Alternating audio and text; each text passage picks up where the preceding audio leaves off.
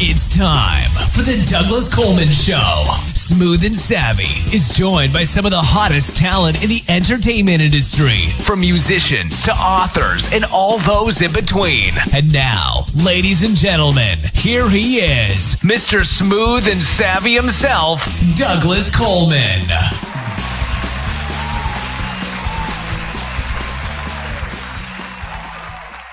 Hello.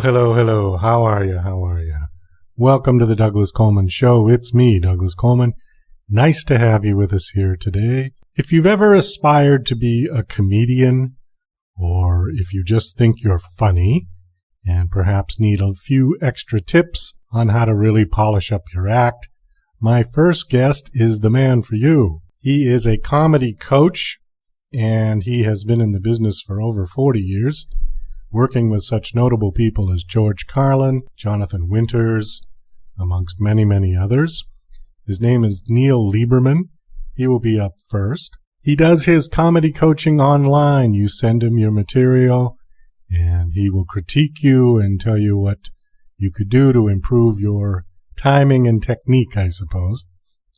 My second guest is an actor, singer, songwriter, dancer, and now an author. She is currently touring in the Broadway musical The Book of Mormon, which is a very funny show. She was also in The Lion King. And she's got a new book out called Beautiful Carnage. Her name is Monica Patton, and she will be our second guest up. We've also got a song today coming through from Music X-Ray. The song is entitled I'm Yours, and it's by an artist named Christian Heath, who I believe is from South Africa, at least according to his profile on Music X-Ray, has the ZA as the country code. I believe that's South Africa. So, we will play the song first, and then straight into the interviews.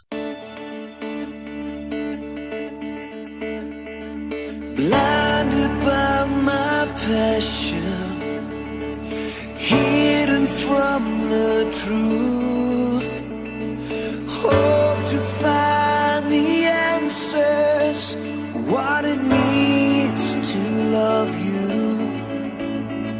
No matter what the distance, we're galaxies apart. I'll follow you down every road till the depths of your heart. Till the sun breaks the horizon, we'll meet the door. I'm yours in the heat of the desert sun, yours till the battle has been won. I'm there from the start until it is over, till our love becomes a supernova.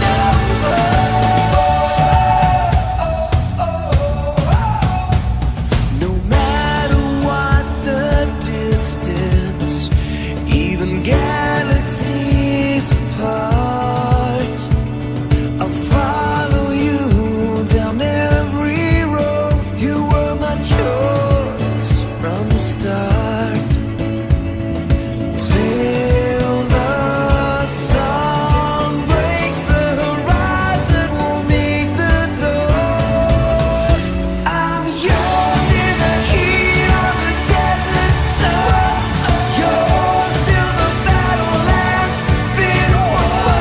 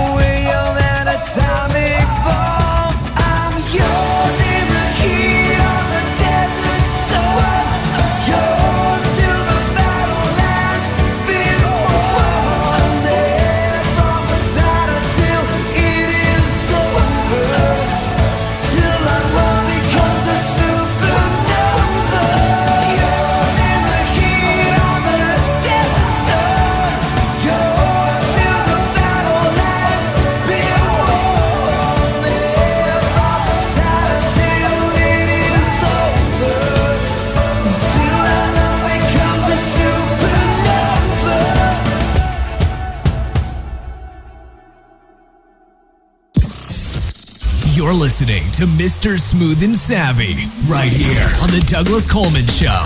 We'll be right back after these commercial messages. In-house production and recording in Louisiana Publishing Company is now offering a special for podcasters on their CD Pro Radio network. For just $20 a month, CD Pro Radio will broadcast your podcast twice a week on their network. This is a great and inexpensive opportunity for podcasters to gain some exposure for their show without having to spend a lot of money. Please check them out at cdproradio.com. That's cdproradio.com. Go listen, download, and subscribe to The Douglas Coleman Show. It's available at the website douglascolemanmusic.com/DCS. Also on iTunes, Spreaker, and YouTube. The Douglas Coleman Show is an internationally syndicated talk and music show that features fascinating and sometimes famous guests from all aspects of the entertainment industry. The topics can range from light and fluffy to sober and serious. Our focus is on music artists, but we also feature producers, authors, directors, and even promoters. The Douglas Coleman Show. Sometimes chat, sometimes music, always entertaining. Again, it's available today at the website douglascolemanmusic.com/DCS. You can also connect with them on Facebook at Douglas Coleman Show 1, follow on Twitter at Douglas Coleman 3, and you can even find them on TuneIn Radio. Again, that's the Douglas Coleman Show at the website douglascolemanmusic.com/DCS, iTunes, Spreaker, YouTube, and more. Go listen, download, subscribe, and share with your social networks today. Acclaimed author of Garden, Jane Yates brings you the first book in a new trilogy, Octopus Pirate, a story of a foundling who has unusual talents, such as the ability to communicate with octopuses. As a baby, he was washed up on an island off the Scottish mainland. An eccentric former nun who lives alone with cats brings him up. He joins a circus and narrowly escapes plots against him, flees to Cornwall, builds a replica pirate ship that's also an airship to travel back in time to fight real pirates. Get your copy today from Amazon, only 99 cents. DJC Music and DJC Productions are pleased to announce a brand new website. We have started a listing website for radio show hosts as well as potential show guests. This is a meeting site where hosts and guests can come together. Show hosts can list their show and types of guests they're interested in booking. Potential guests can list their talents, bio, accomplishments, or anything they feel makes them an interesting radio show guest. There are no recurrent payments, only a one-time $5 listing fee. Your listing will stay up until you decide to cancel.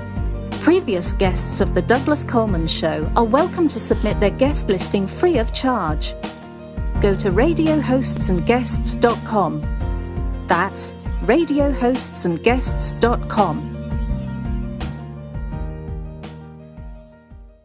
Okay, please welcome Neil Leiberman. Hi, Neil. How are you?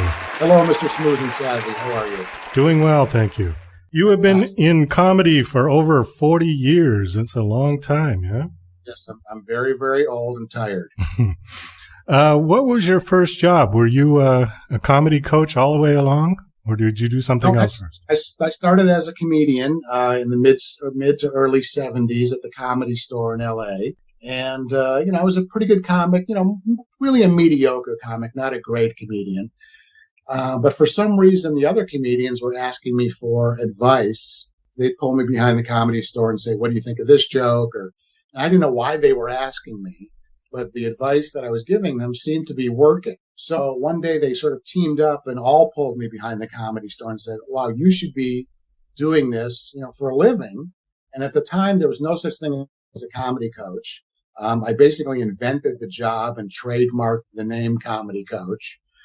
And, it allowed me to work in 1,000 different styles versus just my own style. And I didn't have to hang out in smoke-filled comedy clubs anymore. And it just sort of snowballed from there. Now, some of the old-timers, when I say old-timers, I mean stand-ups like Rodney Dangerfield, I suppose George Carlin would constitute an old-timer at this point. Did they use comedy coaches, or were they just did it on their own? Or was there no such thing? There was no such thing as a comedy coach. Okay. Just did not exist. I created the job. Now there are many, many people doing it. None of them as good as I am. Just kidding. Oh, of course not. Oh. I'm sure there are some good ones out there. But it's really something I love to do. I love working with comedians, and my success rate has been pretty good. Who are some of your favorite comedians? Well, I like the old guys. I like, again, Bob Newhart, George Carlin, Robert Klein, Jerry Lewis was a big favorite of mine as a kid and as an adult, and I'm not afraid to admit that. One of my favorites, he wasn't exactly a stand-up comedian, but in terms of his comedic timing, I think he was the master of less is more style of comedy, would be Jack Benny. Yeah, Benny was absolutely one of my top 5 favorite, I would probably say. You talked about timing earlier, and really that's Jack Benny. It's all about timing. It's all about the slow burn, as they used to call it. Just a look could get a laugh that lasted 30 seconds easily. Well, he had that amazing ability to just sort of all this craziness going on around him, and all he had to do was look at the ceiling, and that would be, and that would close the show. He was smart enough to surround himself with great talent. Yes, very true. A lot of comedians aren't willing to share the laugh with other comedians on their show, but smart people like him and Jackie Gleason and even Mary Tyler Moore, were willing to surround themselves with great people and wanted them to get the laughs.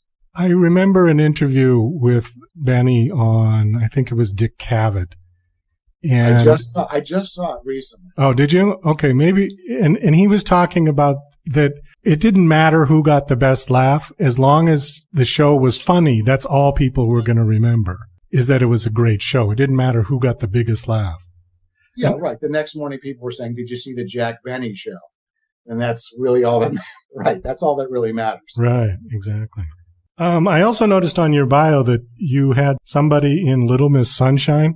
That was one of the funnier movies I've seen recently. What was your involvement with that? A lot of my students are not only comedians that I work one-on-one with, but also, actors and public speakers and writers and business professionals, musicians, YouTube sensations these days, filmmakers and television, radio, and podcast hosts, you name it. One of my students was in that movie, and that's not only a funny movie, just a really well-made film, I believe, all the way around. So, I try to prepare my students, even if their goal at first is stand-up, to be able to work in film or theater or other mediums. Well, yeah, that movie was tremendous. I mean, it was one of those movies that took you through the whole gamut of emotions. You laughed, you cried, you got angry, you did the whole thing. Well, you had Alan Arkin. You can't go wrong there. Right. One of the questions that I've always been interested in with comedy versus like music and movies, the internet has kind of changed the landscape radically for entertainment media. It seems to me that the faster we get the information, the faster we can download movies on demand, streaming music, it makes things sort of dated quicker. And comedy to me doesn't seem like it is affected by that as much. Chaplin is still funny 100 years later. I Love Lucy is still hysterical. Some movies you watch, like I just recently watched Midnight Cowboy. And although it was a great film in its day, I mean, the acting and everything is still fantastic. But you watch it and you're kind of like, oh, especially that party scene where the psychedelics and all of it, it really looked dated. And then music is sort of the same way. I mean, the Beatles, okay, they're kind of an exception. But there's music from the 50s and 60s that you kind of listen to and go, wow, But comedy doesn't seem to do that as much. Do you agree? I I do agree. I think that, we're in a very disposable, the internet's a very disposable medium. But yeah, comedy, it's a boon to the comedy industry. The fact that things hold up forever.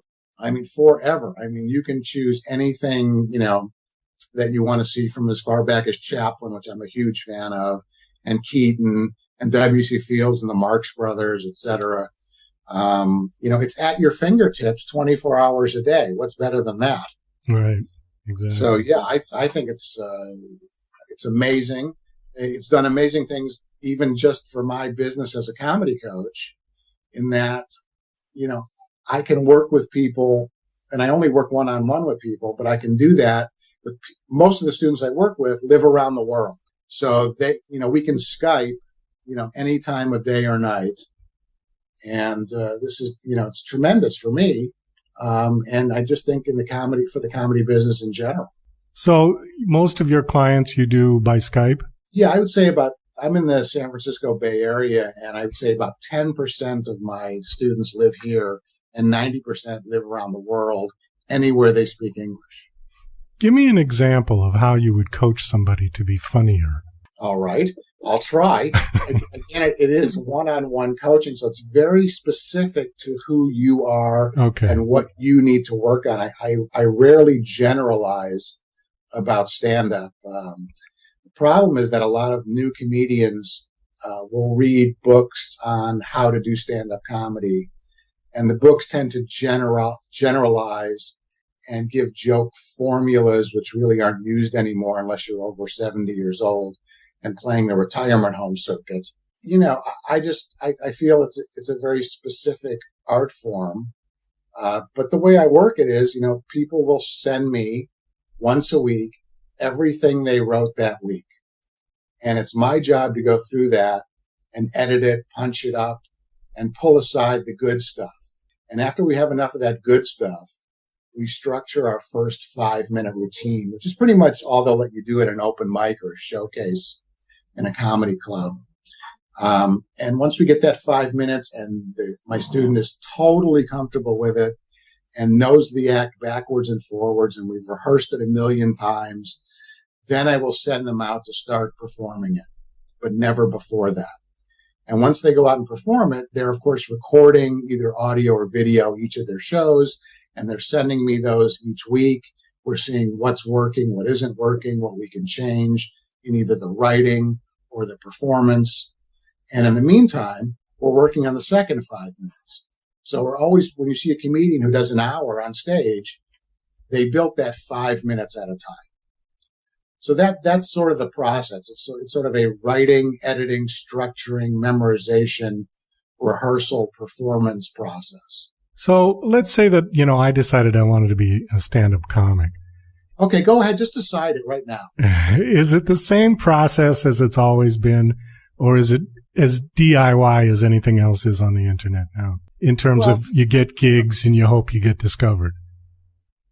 Yeah, well, you do get gigs and you hope to get discovered. But, with me, it's all about the preparation. Because there are certainly thousands of people out there doing open mics, working for free, and who are not prepared. They just go on stage, they grab the mic, and they hope they'll trip over a punchline at some point. But if you go to those open mics and you're fully prepared with a solid 5-minute set, and it's got a certain amount of laughs in it, and it's clean, and it's got mass audience appeal, and you present yourself as a professional, you're going to move up that comedy ladder a little bit faster than everyone else. So is like YouTube and some of the streaming, are those viable mediums for comics that are just starting out? Like get your video out on YouTube and hope it goes viral?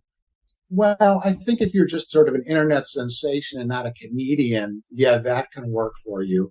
As a comedian, you don't really want to really be giving your jokes away, which you're doing by posting a YouTube video of your 5-minute routine. Every comic in the world is seeing that and maybe either gleaning or stealing blatantly. Oh, well, that's true. Yeah. That. So you've got to be really careful. When my students they post things on YouTube, they're usually sending a link to someone specific and only they can see it.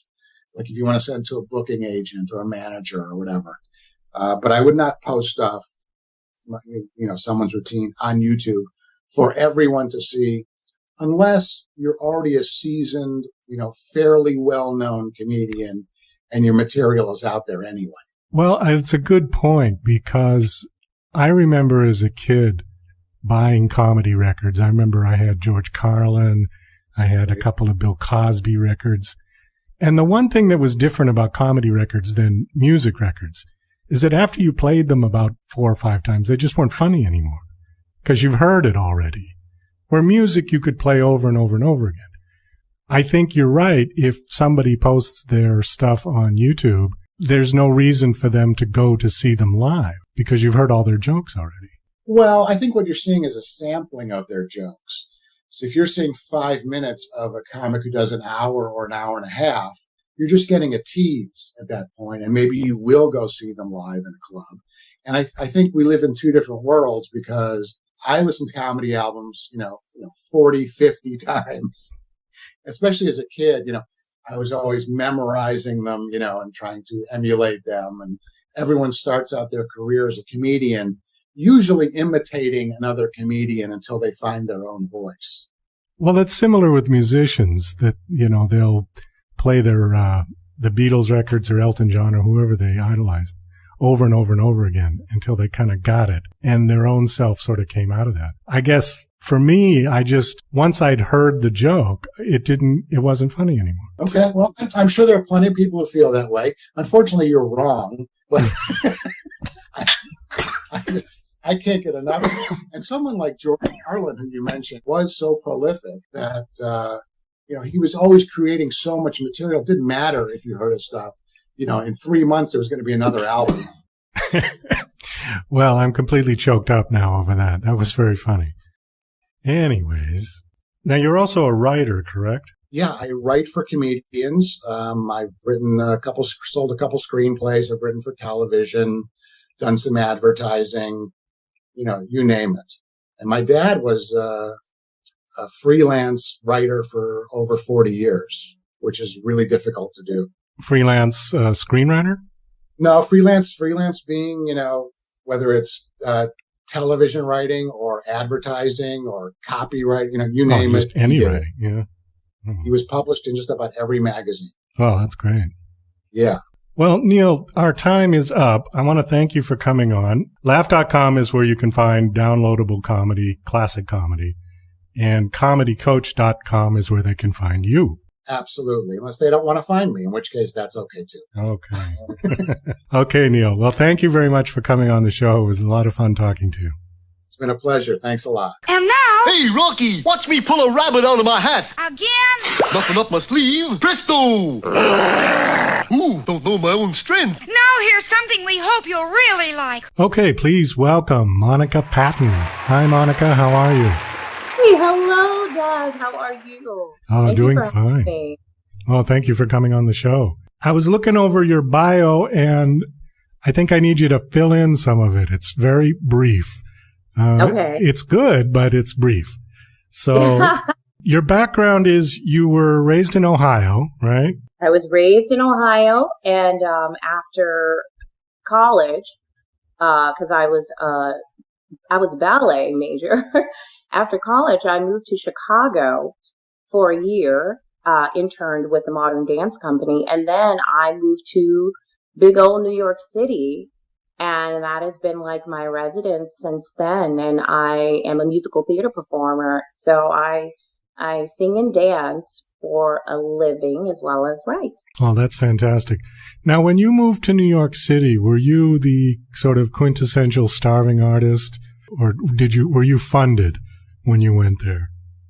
No, I went there having already did the whole starving artist in Chicago as a concert dance performer. When I heard that in New York that dancers could actually make a living and eat.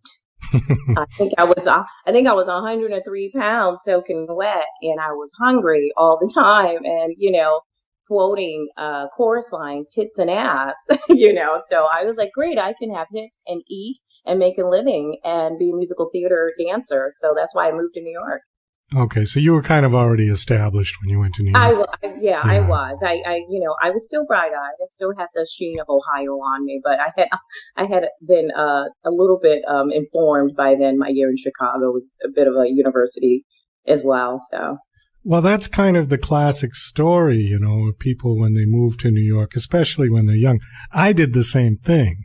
I moved to New York when I was 18 years old. Woo! So you know. Yeah, and I was studying acting, but my real passion was music. So when I hooked up with a band, you know, I met people and then got involved with a band. I quit the acting school, which I don't know if that was such a good idea or not, but, you know, and then the story goes on, blah, blah, blah. It was definitely the best and the worst time in my life. Yeah. You know, all at the same time. It really, I mean, especially those are, you know, you're still your formative years.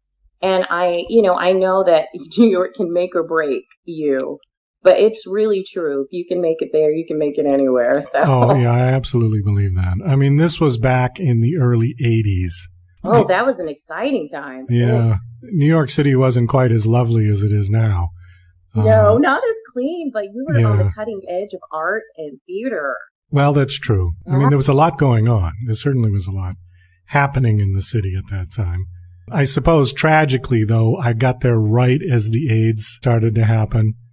And in the arts, you know, that was a major problem. It really did. Yeah. A lot of talent was snuffed out too early. Yeah, that was a real drag. And, you know, nobody knew what it was. People were just dropping dead. And it really was scary. Anyways, let's move on to something more more light and fluffy than that. Kittens.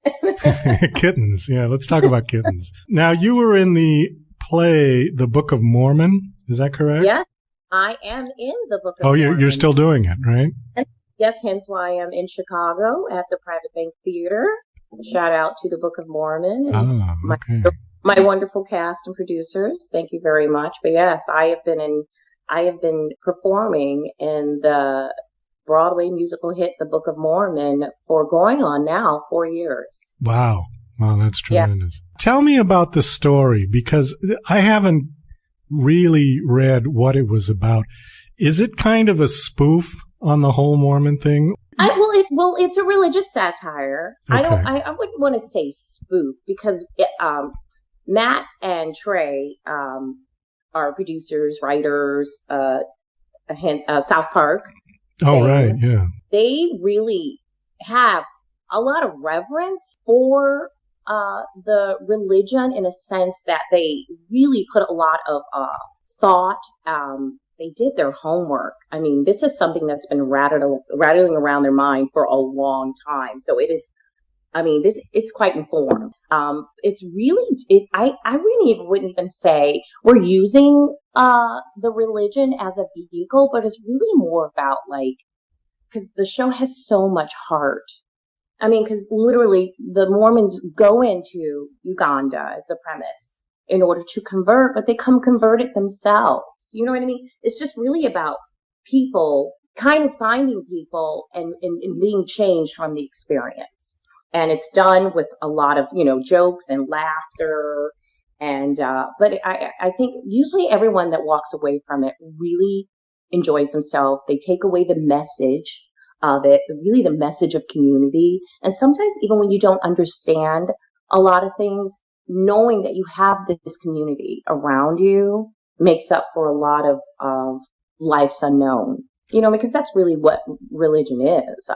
It's just like people needing to be with people. Yeah, that's one aspect of it. I mean, religion is a deep subject that I tend not to like to go into on the show. Well, of course. But, yeah, I mean, well, it could go many ways. It can go many ways. But yeah, but the show touts the positive aspects of it. So it's really a romp. It's very funny. I like that premise. You're telling me the story about they go to Uganda and then they get converted. You know, that's great. Just that line would make me want to go see it.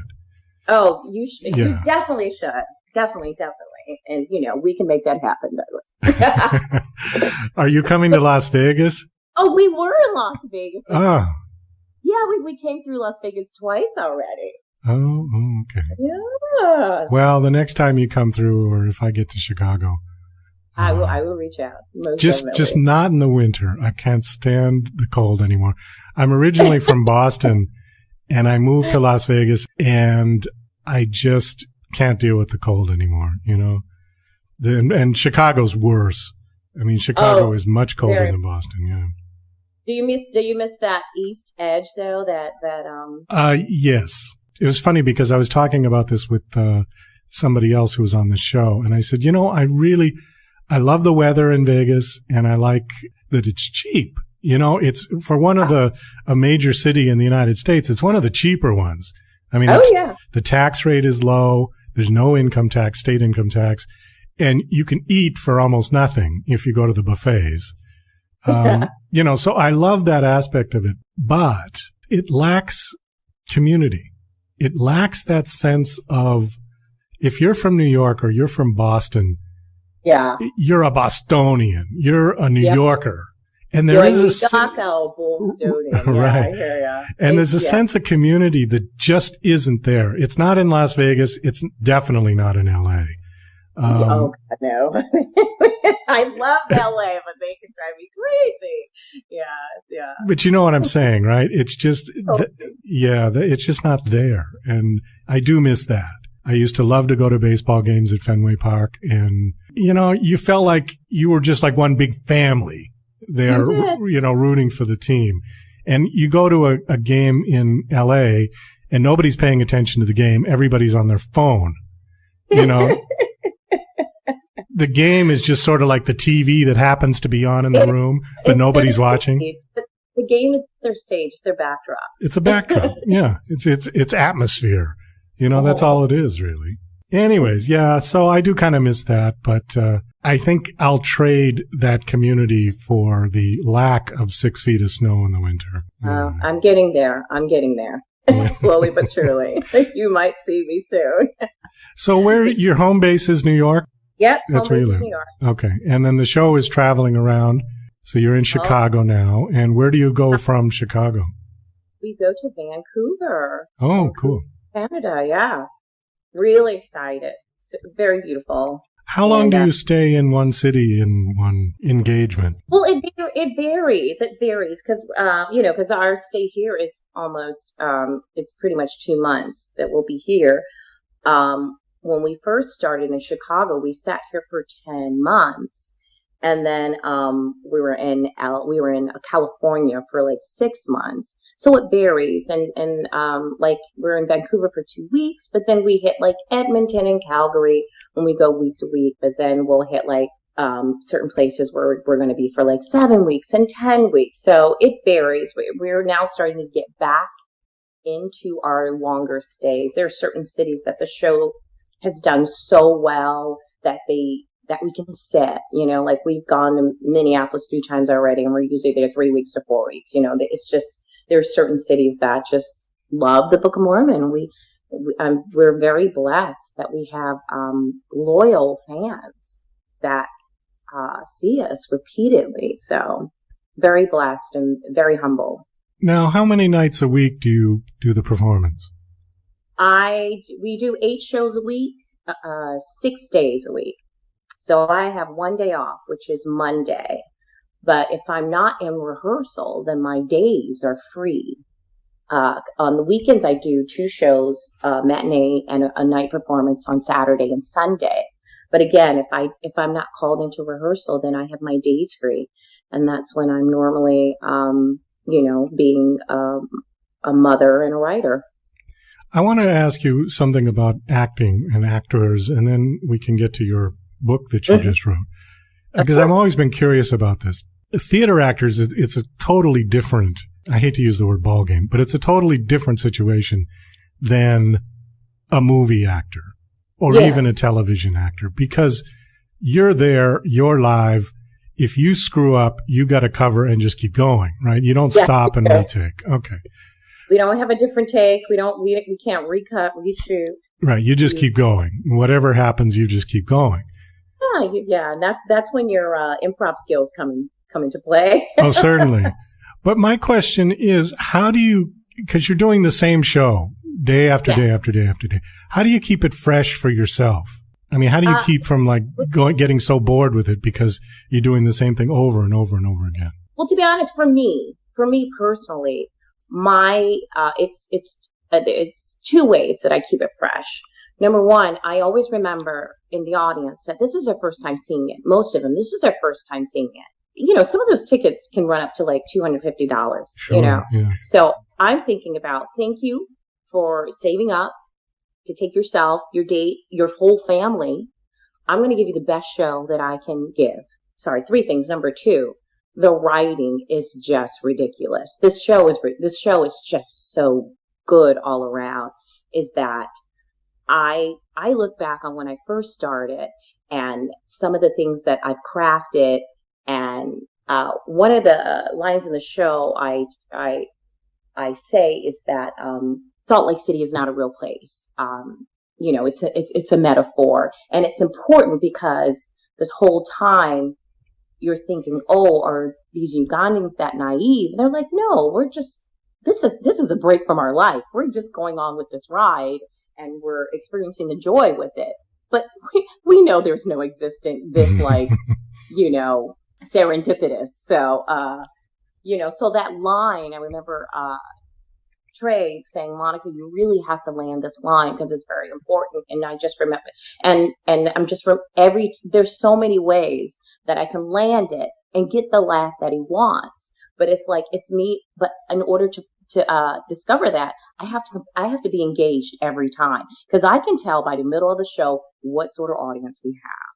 So then I know what sort of approach I'm going to take to it, because literally it's different from like, oh, on Sunday, I feel like they're the bravest people to see the show because there's profanity in it, and you know, but it's all in regards to the story. But on Sunday, people are there coming from after church, so they're a little bit like, sometimes they're sitting there saying, okay, God, forgive me for being here, you know, whatever. You know, so I'm always like, you were brave. You're brave. You saw the show, you saw the heart of it, and you came out a different person, you know, but sometimes you've got to do a little coaxing to get them to laugh on that Sunday matinee just after them coming out of church. You know what I mean? It's like a different approach. And then lastly, my life outside of the theater is so full that coming to work is a blessing. It is my respite. Sometimes when I am writing, I am taking, you know, because I'm a mother of a tween, so I'm, you know, schooling her, taking her to her swim classes. I'm running around trying to find time to go to the bookstore, to cafe to write. When I get to work, I'm like, yay, I have 3 hours on that stage to pretend to be someone else. So yeah, that's how I keep it fresh. Oh, well, that's great. You go to work to relax. That's wonderful. I do. Oh, if we could only have those kind of jobs, you know, for everyone else. I was going to ask you, what character do you play in the show? Well, I am I'm a featured ensemble player. So the first character I play is Mrs. Brown when she comes to the airport, and I do a spoof off of The Lion King. I'm dressed up as Rafiki. And then I play Kimbe, which is my Ugandan character. And I also play Lieutenant Ahura in one segment of the show. I pretty much, I do about like 4 or 5 costume changes. Oh, wow. So, okay. Yeah. So it keeps me busy. Tell us about your book. I love the title, Beautiful Carnage. Oh, thank you. I didn't know what to make of the title. I didn't read the preview of the book, so I have no idea what it's about. Beautiful Carnage is pretty much, it's about a young female's assassin, violent coming of age almost. So my heroine, Philemon Doucette, she's a beautiful empty killing machine, fractured from systematic abuse. From the age of 6, she's been programmed to be a killer. And so 16 years later, it is her biggest mission to date. But she's grappling with, so she's fractured in these pieces. Basically, she has a dissociative identity disorder in order for her to deal with this conditioning that, this brainwashing and conditioning since the age of 6. And so she's now 22, and it's just on the eve of her biggest mission. But there's emotions. She's struggling with her programming and wanting to be free and live a normal life, but she doesn't know what a normal life is because she is an assassin, and she's struggling with love, how to find love, all while in the middle of this mission. And in order for her to be free, she has to be free of this life she is in, and she has to learn how to be whole, because she is basically assigned parts of her personality to deal with the life she's living. So she herself is not doing the killing. This part of her is doing the killing, and it's almost like they stand apart of her. So at certain points, you see her other two personalities, and at one point they're saying, it is not us. There is no we. There is you. You, the good, the bad, the ugly, are doing all of this. And you can't be free until you are whole. So I'm just obsessed with nurture and nature, because I feel like that's our journey in life, is that our parents raise us the best way they can, and they impart all these what's the word am I looking for? Values? Values, yeah. But then as an adult, what do? We go, okay, this works, this doesn't work. This works, this doesn't work. Oh my God, I'm learning about this about myself and this about myself. So it's a lot of putting on and stripping off. Yeah. Imagine doing that as as an assassin. As an assassin. I pretty much was a child soldier, raised as a child soldier. And really all I want to do is really have a chance to live a life without the gun. Okay, so she's an assassin, and then she has a conflict or a battle of conscience. Yes. Mm-hmm. Oh, that sounds great. Mid-mission, in the mission, so. Mid-mission, oh, fantastic. And it's the two locales is, Louisiana, her mission is in Japan, and it has to do with, the CIA and the Yakuza, and so all of this happening amongst this gritty underworld. And of course it is a steamy psychological thriller, because when you are an assassin, you have your weapons. Everything is a weapon, even sex. So there's of course sex involved. Well, there has to be. I mean, especially if it's going to be turned into a film, Exactly. So yeah, guns, sex, and exotic locales. That's what you're going to get. Well, it sounds like it's got all the right ingredients for a film. And I know this is going to sound very stock, like a very stock question, but if it were to be turned into a film, who would you want to play the lead?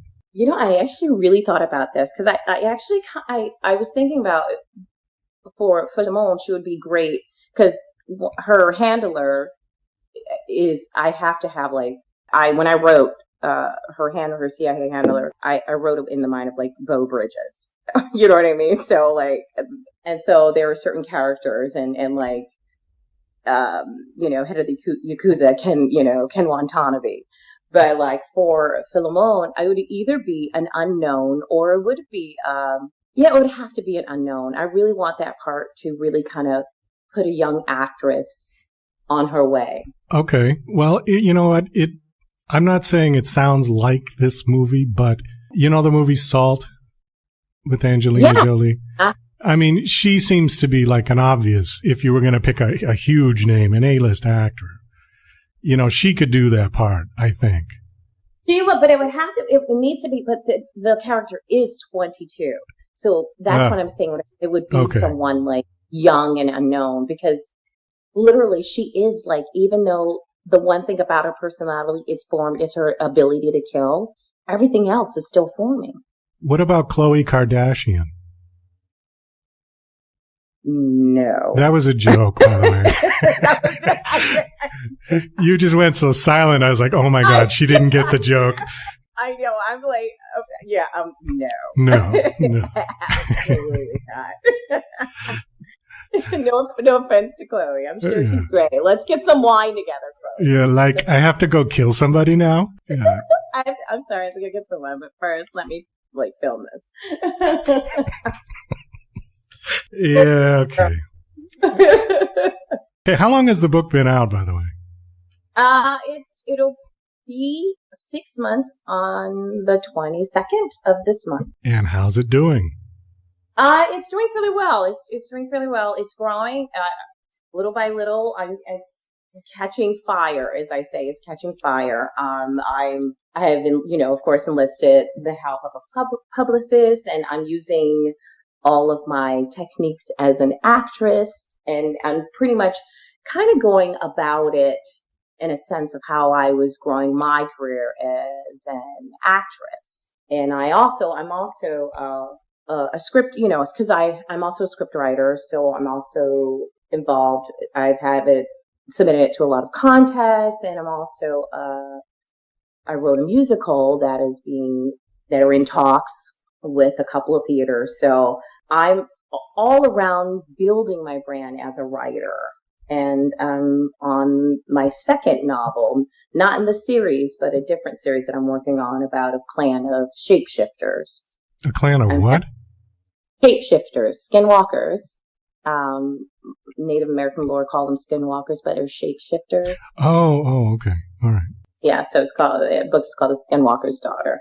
But yeah, so I'm just, it's the platform is growing. I'm very blessed to be a part of a very high profile show, so that helps me. I have a lot of people that come to the show, fans that are now buying the book.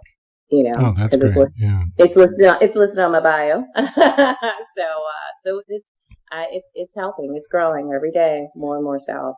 Did you self-publish the book and then get a publicist, or did you do it the old-fashioned way and submit the book to be published?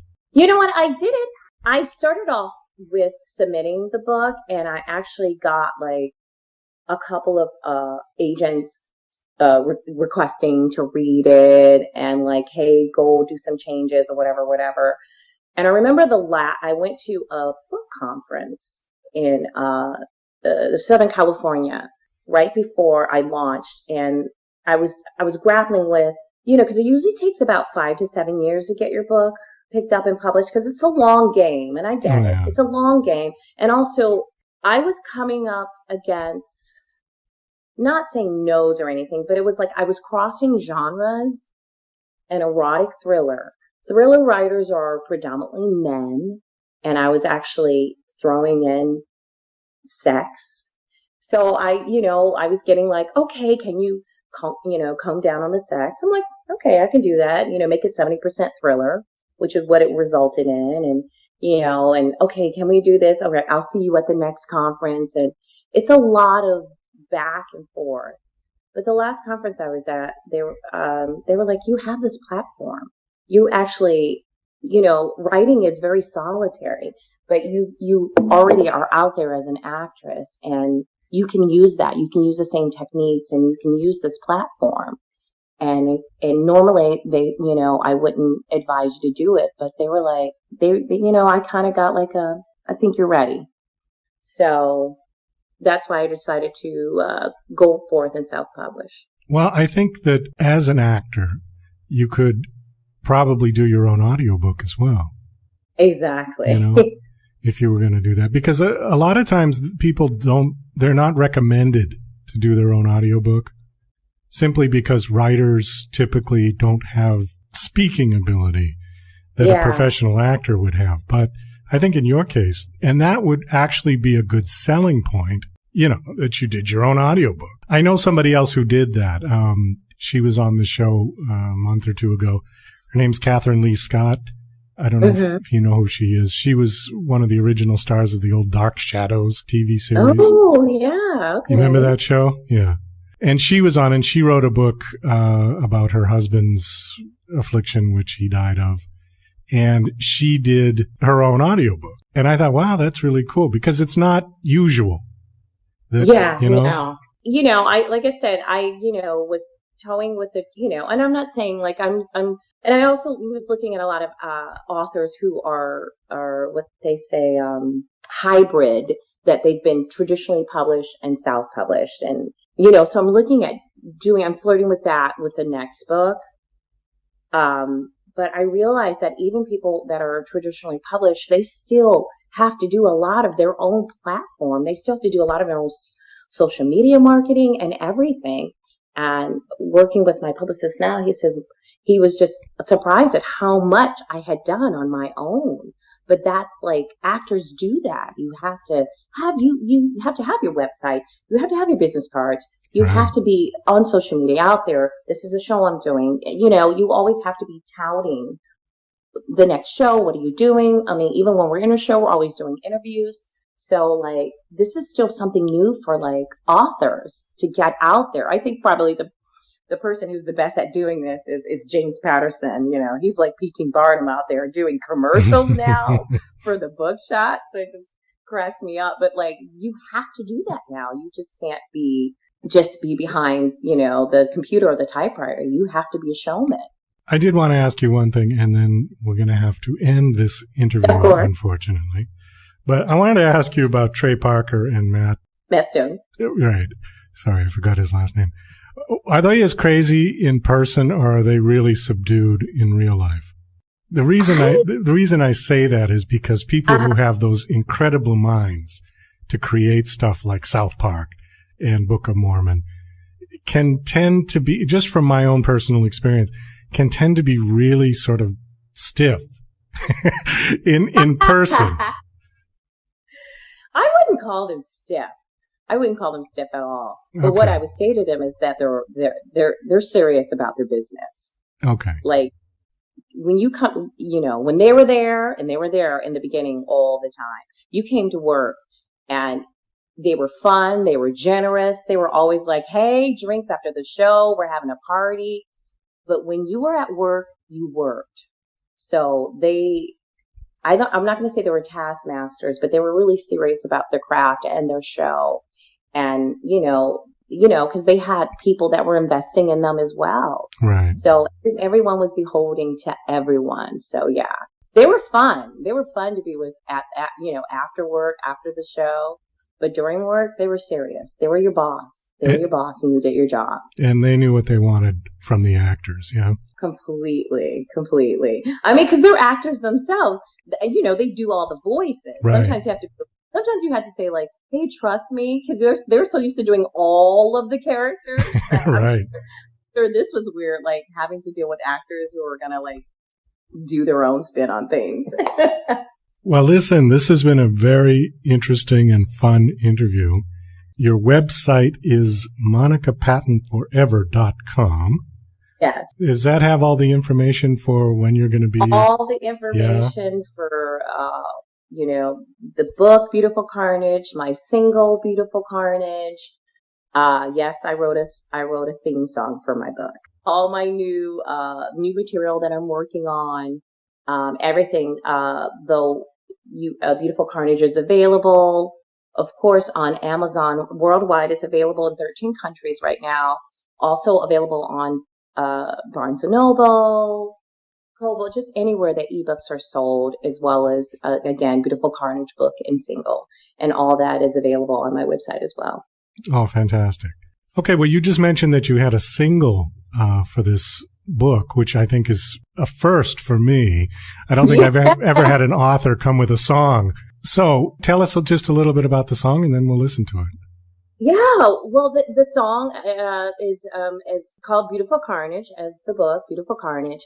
And when I wrote it, I was thinking of getting into the voice of the main character, Philemon Doucette, and her struggles with trying to do the right thing and become the person that she wants to be. So it really is, it's really a song about her struggles and her struggling with her programming.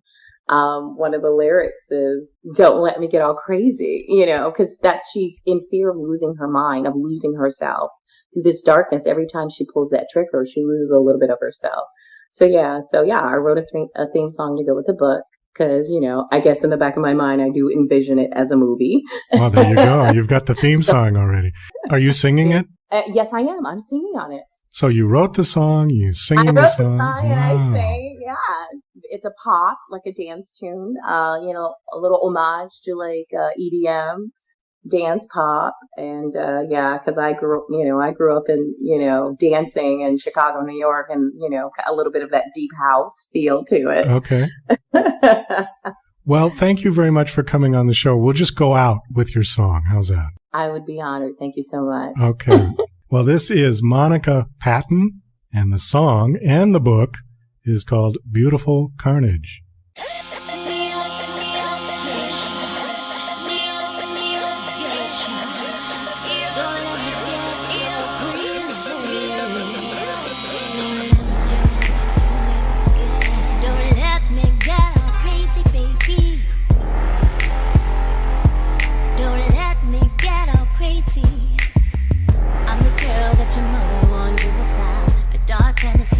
You wanna scream out loud.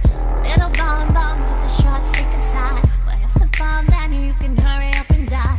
Don't cry, cause it's not personal. I'm a little off and the drugs don't work, you know. Don't get upset, it will only hurt a little bit. Drink it all, I promise you to make it quick.